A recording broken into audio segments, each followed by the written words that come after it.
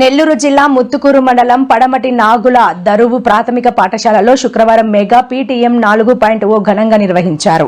Nodal అధికారి పద్మ పాల్గొని పిల్లల భవిష్యత్తు, గ్రామ అభివృద్ధిపై తల్లిదండ్రులు చర్చించాలని పిలుపునిచ్చారు.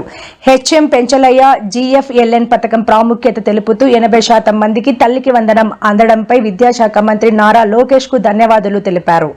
SMC chairman Nagamani, ANM Sudha, sanitation worker Neelamma, విద్యార్థుల తల్లిదండ్రులు పాల్గొన్నారు. నా పేరు తోడ పెంచలయ్య, ముత్తుకూరు మండలం ఎంపీపీఎస్ పిఎన్ దరు అంటే పడమట నాగదరు ప్రాథమిక పాఠశాల యందు సెకండ్ గ్రేడ్ టీచర్గా పనిచేస్తున్నాను. ఇది ప్రస్తుతానికి పాఠశాల యందు ప్రధానోపాధ్యాయులుగా విధులు నిర్వహిస్తున్నాను. ఈరోజు మెగా పేరెంట్స్ టీచర్స్ మీటింగ్ను పురస్కరించుకొని మా పాఠశాల యందు ఘనంగా నిర్వహించడం జరిగింది. ఈ పీటీఎం 4.0 ప్రకారం రాష్ట్ర ప్రభుత్వ ఆదేశాల మేరకు మా మండల విద్యాశాఖ అధికారి వారి ఆధ్వర్యంలో మాకు ఇచ్చిన కార్యక్రమం మేము చక్కగా నిర్వహించినాము. ఈ పాఠశాలకు పేరెంట్స్ని గమనించుకొని వాళ్ళకి కుర్చీల ఆట, వాళ్ళ చేత పోలాటము, మా విద్యార్థులకు ఆటల పోటీలు ఈయన చక్కగా నిర్వహించాము. కానీ ఈ మీటింగు ఉద్దేశం ఏంటంటే ఈ పీటీఎం 4.0 ఉద్దేశము విద్యార్థుల తల్లిదండ్రులను పాఠశాలకు రప్పించి సమావేశం ఏర్పాటు చేసి ఈ పాఠశాల యందు కావాల్సిన వివరాలు, వాళ్ళ విద్యార్థుల ప్రగతి గురించి, విద్యార్థులను గరిహాజు గురించి, మీకు తల్లికి వందనం పడిందా లేదా, పడకుంటే దాన్ని ఎట్లా రెక్టిఫై చేసుకోవాలా, దాన్ని ఎట్లా చేసుకో విధానం, ఇది విధానం మేము చక్కగా వివరించడం జరిగింది.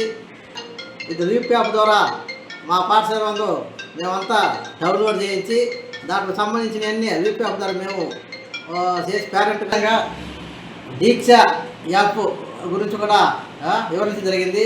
ఈ దీక్ష యాప్ విద్యార్థులకు హోంవర్క్ ఎంతవరకు ఇచ్చినాము, విద్యార్థులు ఏ విధంగా చదువుతున్నారు, ఎలా చదువుతారో పేరెంట్కి నేరుగా చూసుకోవచ్చని విధానం మేము వివరించాము. మాకు నోడల్ అధికారిగా డిప్యూట్ చేయబడ్డ పద్మ మేడం కూడా బాగా సహకరించి మేడం గారు బాగా మాకు సహకరించి అన్ని సూచనలు సలహాలు ఇవ్వబడ్డారు. మేడం ఉదయం నుంచి ప్రోగ్రాం అయిపోయినంత వరకు కూడా మాకు సహకరించడం జరిగింది. అంతేకాకుండా నాకు 25 సంవత్సరాలు నేను సర్వీసులో జాయిన్ అయ్యి ఉద్యోగం బాధ్యత నేను చేపట్టి 20 సంవత్సరాలు అయినప్పటికీ కానీ చాలామంది విద్యాశాఖ మంత్రులు వస్తుంటారు, పోతూ ఉంటారు. ఇప్పుడు ప్రస్తుతం ఉన్న విద్యాశాఖ మంత్రి వర్యులు శ్రీ గౌరవనీయుడైన నారా లోకేష్ బాబు గారు ఆయన ప్రతిష్టంగా తీసుకున్న ఈ తల్లికి వందనము, ఈ పాఠశాల విధి విధానము నాకు ఎంతగానో నచ్చింది. చిన్న ఉదాహరణ చెప్తాము. మన విద్యాశాఖ మంత్రి గౌరవనీయులు నారా లోకేష్ బాబు ఒక పాఠశాలకు పోయిన తర్వాత ఈ ప్లేటు చిన్న ప్లేట్ ఇవ్వండి అనేది, కానీ ఆ ప్లేటు కూడా ఆ పిల్లవాడు కడగతుంటే వద్దు నా ప్లేట్ నేనే కడుక్కుంటా, ప్లేట్ బాగా కడిగినా లేదా, స్వీట్ బాగానే కడుక్కుంటావే అనే విధంగా అంత గొప్పతనంగా గొప్ప మనసుతో వారే ప్లేట్ కడుక్కొని వారే భోజనం చేసుకొని వారే తిన్నారంటే, కానీ అటువంటి విద్యాశాఖ మంత్రి గారు మాకందరికీ ఆదర్శవంతంగా ఎంత ఉంటుంది. కానీ ఇంకొక విషయం ఏంటంటే ఈ విద్యాశాఖ మంత్రి ఏ పాఠశాల ఇవ్వకుండా ఒక గైసెట్ హెడ్ మాస్టర్ ఉన్నా కానీ ఆ కుర్చీ ఎట్టు పరిస్థితి కూర్చోకుండా పక్క కుర్చీలో కూర్చుంటారు. కానీ ఇన్ని మాకు ఆదర్శం అన్నమాట. ఒక విద్యాశాఖ మంత్రి అయినప్పటికి కూడా ఆయన గొప్పతనం ఎట్లా సాటుకుంటుండో, ఏ విధంగా సాటుకుంటుండో మాకు అవి చూసిన తర్వాత మేము ఆ వార్తల్లో కానీ యూట్యూబ్లో కానీ ఆ విద్యాశాఖ మంత్రి ఆ గొప్ప మనసుకు మేమంతా ఆదర్శప్రాయమయ్యి మేమెందుకు ఈ విధంగా చేయకూడదు, ఒక మినిస్ట్రీ హోదాలో ఉండి ఒక సీఎం కొడుకైనా కూడా ఆ పాఠశాలకు పోతే ఎంత ఉన్నతంగా, ఎంత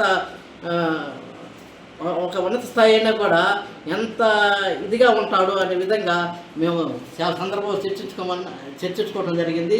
అలాంటి విద్యాశాఖ మంత్రి ఆధ్వర్యంలో మేము మాత్రం పనిచేయటం మాకు గొప్ప ఇచ్చిన